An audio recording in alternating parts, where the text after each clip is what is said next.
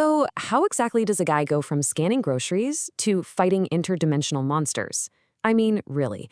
That's the question at the heart of Freddy's story in 1% Lifesteal. Today, we're going to break down his absolutely insane journey from a total nobody to, well, a hero in the making. Let's dig in. And right off the bat, this quote tells you everything you need to know about our guy Freddy's mindset. For him, there's no such thing as being ugly, just being poor. Think about that. Looks, style, all that stuff, it's just a luxury, a distraction. The only thing that really matters, the only real dividing line in his world, is money. It's a pretty dark way to see things, but hey, it comes from a lifetime of having absolutely nothing. So, what's his life actually like? Well, let me paint you a picture.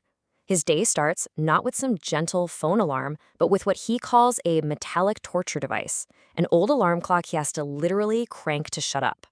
And the first thing he sees when he opens his eyes? Not a nice view, nope.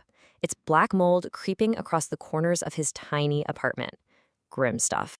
And the gap between the haves and the have-nots, it is just insane.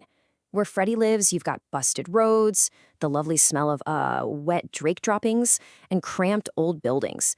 He's what they call a mortal. But then you look over at where the archhumans live. We're talking shiny marble streets, floating buildings, even miniature planets as garden decorations. It's not just that they're rich, it's like they're living in a completely different reality. And how does he escape all this? Oh, he doesn't. He just trades it for a 30-minute walk to a soul-crushing 12-hour shift at the Sharrett hypermarket. Every single day.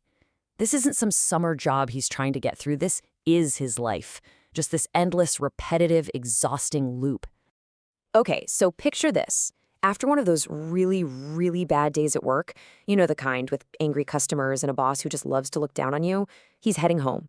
But his usual shortcut? It's gone. Blocked. There's a brand new fence there, something he immediately nicknames the Bastard Barricade. It's a literal wall, officially separating the regular folks from the archhumans. So now, he's got a choice. He can take the long way home, a whole 40-minute detour, or he can risk a 10-minute shortcut through the dangerous 26th district. He goes for the shortcut. I mean, what's he got to lose? The most valuable thing on him is a can of beans he bought for dinner. But it's not some mugger he runs into, no. It's something way, way weirder. Tucked between two rundown buildings, he sees it. This shimmering portal. A gateway to another world. A passage. He just stares into this field of golden grass on the other side. But then he smells something. And it's a smell he knows all too well. It's blood. And just like that, all hell breaks loose. These little masked creatures with daggers just start pouring out of the portal. It's a full-on invasion. People are screaming, chaos everywhere. Freddy, of course, runs for his life, but one of these things corners him. With nowhere to go, his survival instinct just takes over. He swings the only thing he has, that plastic bag with his can of beans. And believe it or not, the can of beans connects. It stuns the creature just long enough for Freddy, who's running on pure adrenaline at this point, to grab its dagger and, well, finish the job. The moment the monster dies, this weird, burning heat just rushes through his whole body. He feels himself about to pass out, right as a team of actual archhumans shows up to clean up the mess. So the next day, he wakes up. But it's not to that horrible cranking alarm clock. Nope. It's to something much, much stranger. There's something sitting on his bed, and it's just staring at him.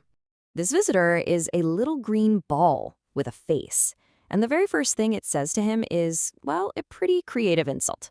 So yeah, this isn't another monster. This is actually his reward for making it through that whole ordeal. So what is this thing? It's called a Prime Vestige. It's basically a sentient, magical object that appears when a normal person, a mortal, somehow survives a fight with a monster. And if you absorb it, you get powers. You become an archhuman. For a guy like Freddy, this isn't just winning the lottery. This is like winning every lottery at once. So after he kind of gets over the shock of a talking, cursing green ball being in his room, he asks the only question that matters, the big one. The answer to this is gonna change everything for him. Is it super strength, flying, shooting fire from his hands? What's it gonna be? And the Prime's answer? It proudly announces its power is super farmer. Yeah, farming. I'm not kidding. And get this, it has 3 super rare affinities, earth, water, and nature. But its main purpose? Growing stuff. Not exactly what you'd call a combat-ready power. Look, a farming talent is just not going to cut it. It's not the path to freedom he's dreaming of. So he packs up his little potty-mouthed Prime and heads to the Arch-Humanities Trading Association. His goal? Trade this thing for a real combat power, something he can actually use to change his life.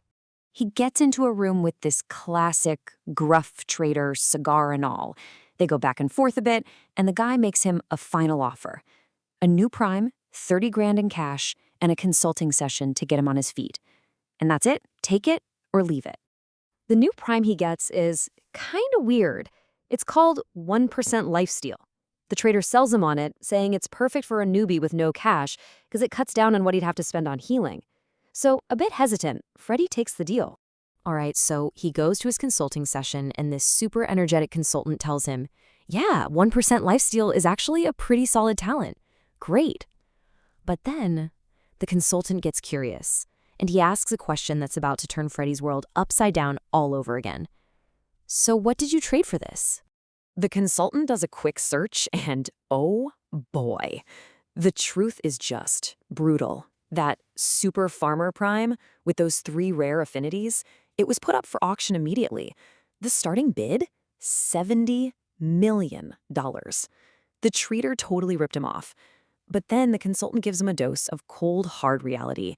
If a poor guy like him had tried to sell a $70 million Prime, he would have been killed for it, no question. So Freddy walks out of there. He's now technically an arch-human in training. He's got a new power, 30 grand in his pocket, and this quiet, simmering rage inside him. Yeah, he got screwed over again, but this time is different. This time, he actually has the potential to fight back. But, before he can become a cool, monster-fighting hero, he has to fight the biggest monster of all, bureaucracy. To get his new ID, he has to go through a police interrogation, just because he's poor, and then get sent on this soul-destroying quest to 7 different government offices. By the end of it, any excitement he had is just gone. He actually goes back to his cashier job the next day, and what happens? His manager writes him up for being absent, during the monster invasion. That's it. That's the last straw for Freddy. He is so done being a powerless wage slave. He spends the rest of his shifts just intentionally provoking customers and his boss, until finally, he gets himself triumphantly fired. Later that night, his neighbors, who are genuinely worried about him, find out what he did. They tell him he's crazy, that he's throwing his life away for some dangerous fantasy, and this is his answer. He's just done. He doesn't want to be a cog in someone else's machine. He might die, but at least he'll die fighting for a life that he chose. And that's it. That's the moment Freddy Stern, the cashier, dies. And Freddy Stern, the arch-human, is born. He's got his combat talent, he's got some money, and for the very first time in his life, he has something that feels like control. But it does leave you wondering, right? In a world that's built from the ground up on exploitation, is he actually free now? Or did he just trade in his old cage for a new, more dangerous one?